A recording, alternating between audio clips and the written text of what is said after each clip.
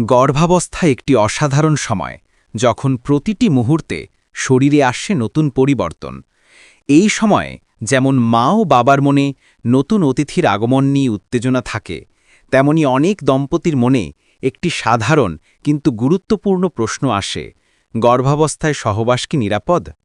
উত্তর হল হ্যাঁ, বেশিরভাগ ক্ষেত্রে এটি সম্পূর্ণ নিরাপদ।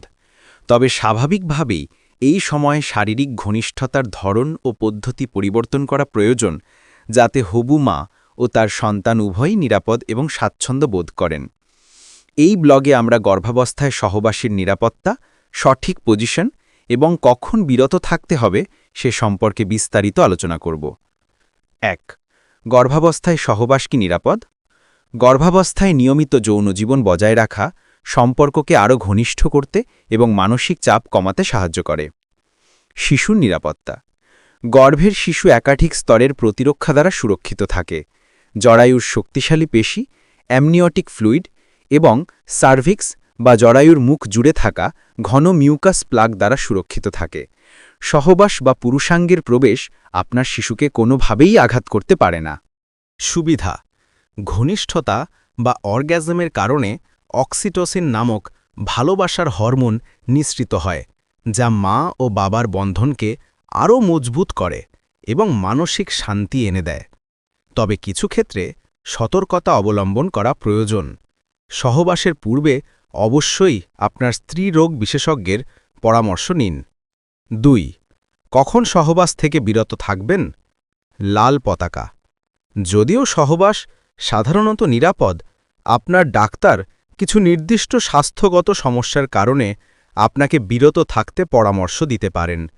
এই লক্ষণগুলো দেখা গেলে অবিলম্বে ডাক্তারের সাথে যোগাযোগ করুন এবং সহবাস থেকে বিরত থাকুন। ১. অস্বাভাবিক বা ভারী রক্তপাত, ভ্যাজিনাল ব্লিডিং: গর্ভাবস্থার যে কোনো ধরনের ভারী রক্তপাত হলে। ২. আর্লি লেবার বা প্রসবের পূর্ব ইতিহাস, history of pre term labour: যদি আপনার সময়ের আগে প্রসব হবার ঘটনা থাকে। ৩. অ্যামনিওটিক ফ্লুইড লিক: যদি আপনার জল ভাঙার মতো তরল নির্গত হতে থাকে। ৪. প্ল্যাসেন্টাজনিত সমস্যা। ১. প্ল্যাসেন্টা প্রিভিয়া: যদি প্ল্যাসেন্টা জরায়ুর মুখকে আংশিক বা সম্পূর্ণরূপে ঢেকে রাখে। ৫. সার্ভাইকাল ইনকম্পিটেন্স: যদি জরায়ুর মুখ সময়ের আগেই খুলে যেতে থাকে। ৬. যৌনবাহিত রোগের ঝুঁকি: যদি সঙ্গী নতুন হন বা যৌনবাহিত রোগ STI সংক্রমণের ঝুঁকি থাকে, এই ক্ষেত্রে কন্ডোম ব্যবহার করা অত্যন্ত জরুরি। গর্ভাবস্থার বিভিন্ন ধাপে সহবাসের পরিবর্তন: গর্ভাবস্থার প্রতিটি ট্রাইমেস্টার বা ধাপে আপনার শারীরিক চাহিদা ও আরামের মাত্রা ভিন্ন হতে পারে। প্রথম ট্রাইমেস্টার ১ থেকে ১২ সপ্তাহ। বমি বমি ভাব অর্থাৎ মর্নিং সিকনেস, ক্লান্তি এবং স্তনে ব্যথা হতে পারে। যৌন আকাঙ্ক্ষা কম থাকতে পারে। এই সময় হালকা চাপমুক্ত ঘনিষ্ঠতা বজায় রাখুন। মিশনারি পজিশন এখনও আরামদায়ক হতে পারে। দ্বিতীয় ট্রাইমেস্টার ১৩ থেকে ২৮ সপ্তাহ। ক্লান্তি কমতে শুরু করে। পেটের আকার খুব বেশি বাড়ে না। এই সময়ে অনেক নারীর যৌন আকাঙ্ক্ষা বৃদ্ধি পায়। এই সময়টি সহবাসের জন্য সবচেয়ে আরামদায়ক। ডগি স্টাইল বা পার্টনার ওপরে অর্থাৎ বোনেন অন টপ পজিশনগুলি ভালো। তৃতীয় ট্রাইমেস্টার ২৯ থেকে ৪০ সপ্তাহ। পেট অনেক বড় হয়ে যায়। পিঠে ব্যথা এবং দ্রুত ক্লান্ত হওয়ার প্রবণতা বাড়ে। পেটে চাপ এড়িয়ে চলুন।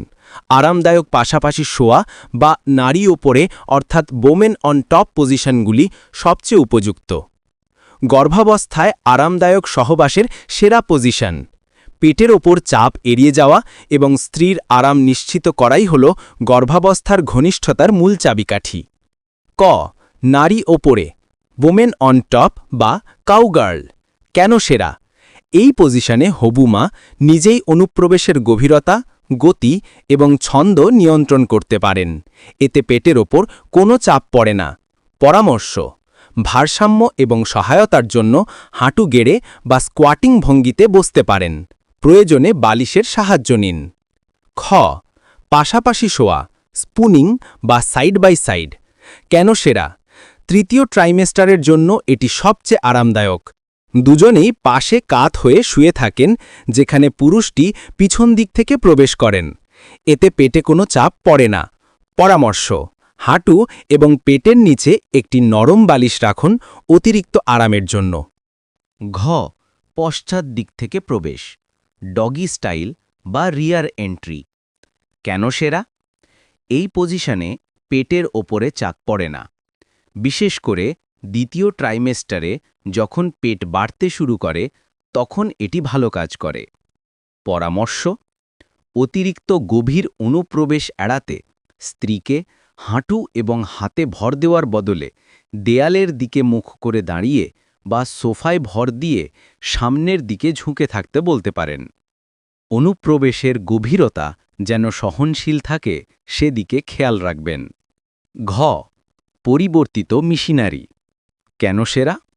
যদি স্ত্রী পিঠের ওপর শুয়ে আরাম বোধ করেন, তবে এই পজিশনে স্ত্রীর পিঠে বা ঘাড়ের নিচে অতিরিক্ত বালিশ দিয়ে তাকে কিছুটা উঁচু করে দিতে হবে।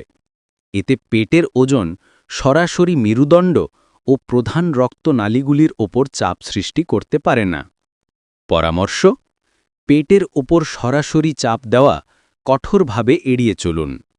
5. ঘনিষ্ঠতা বজায় রাখার জন্য আরও টিপস। শারীরিক মিলনই ঘনিষ্ঠতার একমাত্র উপায় নয়। গর্ভাবস্থায় যৌন জীবনকে আরও আনন্দময় করতে এই বিষয়গুলো মনে রাখুন। ক. খোলামেলা আলোচনা। আপনার সঙ্গী কখন আরামদায়ক বোধ করছেন বা কেমন অনুভব করছেন তা জানার জন্য খোলাখুলি কথা বলুন। শারীরিক চাহিদা এবং আবেগের পরিবর্তনগুলো একে অপরের সাথে ভাগ করে নিন। খ. পরিষ্কার পরিচ্ছন্নতা। সহবাসের আগে উভয়ই পরিষ্কার পরিচ্ছন্ন হন, এতে সংক্রমণের ঝুঁকি কমে। গ. লুব্রিকেন্ট ব্যবহার। গর্ভাবস্থায় হরমোনের পরিবর্তনের কারণে যোনিপথের শুষ্কতা আসতে পারে। এই সময় জল ভিত্তিক বা ওয়াটার বেসড লুব্রিকেন্ট ব্যবহার করলে আরাম মিলবে। ঘ. নন পেনিট্রেটিভ ঘনিষ্ঠতা।